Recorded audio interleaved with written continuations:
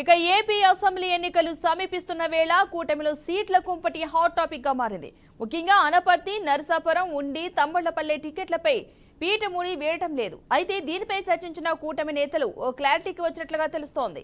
ఉండవల్లిలోని TDP అధినేత చంద్రబాబు నివాసంలో సుమారు 2 గంటల పాటు జరిగిన భేటీలో జనసేన అధ్యక్షుడు పవన్ కళ్యాణ్, బీజేపీ రాష్ట్ర అధ్యక్షురాలు పురంధేశ్వరి, ఆ పార్టీ జాతీయ ప్రధాన కార్యదర్శి అరుణ్ సింగ్, సిద్ధార్థనాథ్ సింగ్ పాల్గొన్నారు. రాష్ట్రంలోని అన్ని లోక్సభ, అసెంబ్లీ స్థానాలకు 3 పార్టీలు ఇప్పటికే అభ్యర్థుల్ని ప్రకటించేశాయి.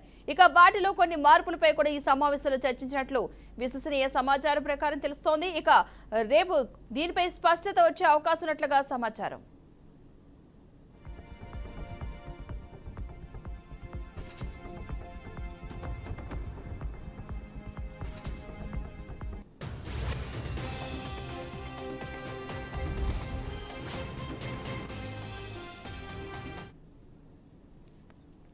ఇక అనపర్తి సీటు మార్పుతో పాటు ఎంపీ రఘురామకృష్ణరాజును ఎక్కడి నుంచి పోటీ చేయించాలన్న అంశంపైన కూడా చర్చ జరిగింది. అనపర్తి నియోజకవర్గానికి టీడీపీ మొదటి జాబితాలో మాజీ ఎమ్మెల్యే నల్లమిల్లి రామకృష్ణారెడ్డిను అభ్యర్థిగా ప్రకటించింది. తర్వాత పొత్తులో భాగంగా ఆ సీటు బీజేపీకి వెళ్లింది. కానీ రామకృష్ణారెడ్డినే కొనసాగించాలని స్థానిక టీడీపీ శ్రేణులు గట్టిగా డిమాండ్ చేస్తున్న నేపథ్యంలో టీడీపీ విజ్ఞప్తి మేరకు అనపర్తి సీటు వదులుకునేందుకు బీజేపీ సిద్ధమైంది.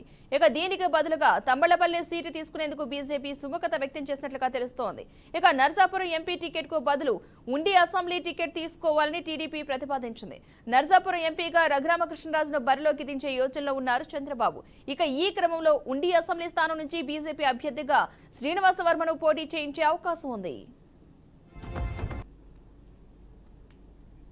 ఇదే అంశానికి సంబంధించిన పూర్తి సమాచారాన్ని మా ప్రతినిధి ఏడుకొండలు అందిస్తారు. ఏడుకొండలు చెప్పండి, ఈ కూటమి నేతల భేటీలో కీలక అంశాలైతే చర్చకు వచ్చినట్లుగా తెలుస్తోంది. అదేవిధంగా మొదట అనుకున్న అభ్యర్థుల పేర్లే మరలా కూడా ఈసారి ఖరారైనట్లుగా కూడా తెలుస్తుంది. అప్డేట్స్ ఏంటి దానికి సంబంధించి?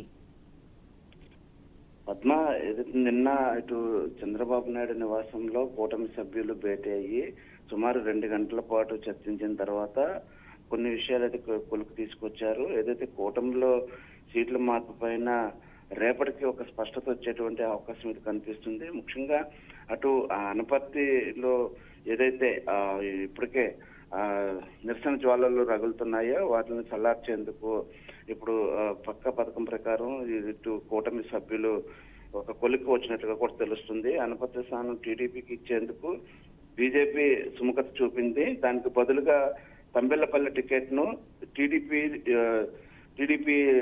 బీజేపీకి ఇచ్చేందుకు అంగీకరించినట్లుగా కూడా తెలుస్తుంది. అయితే దీనికి సంబంధించి రేపు స్పష్టత వచ్చేటువంటి అవకాశం ఉంది. అయితే అనపర్తి నుంచి నల్లిమిల్లి రామకృష్ణారెడ్డి టీడీపీ తరఫున పోటీ చేస్తారు. అలాగే తంబెల్లపల్లి నుంచి చల్లపల్లిని నింపేందుకు అటు బీజేపీ ఇప్పటికే ఆ పథకం రచించింది. అయితే ఇటు నర్సాపురం, పశ్చిమ గోదావరి జిల్లా నర్సాపురం ఎంపీ టికెట్ బదులుగా ఉండి అసెంబ్లీ స్థానాన్ని అటు శ్రీనివాస్ వర్మకు ఇచ్చి, అలాగే నర్సాపురం ఎంపీగా రఘురామకృష్ణరాజును బరిలో దింపాలనే యోచనలో ఇటు టీడీపీ ఉన్నది. అయితే దీనికి సంబంధించి ఇప్పటికే ఈ 2 పార్టీల మధ్య ఒక సయోధ్య కుదిరినట్లుగా కూడా తెలుస్తుంది.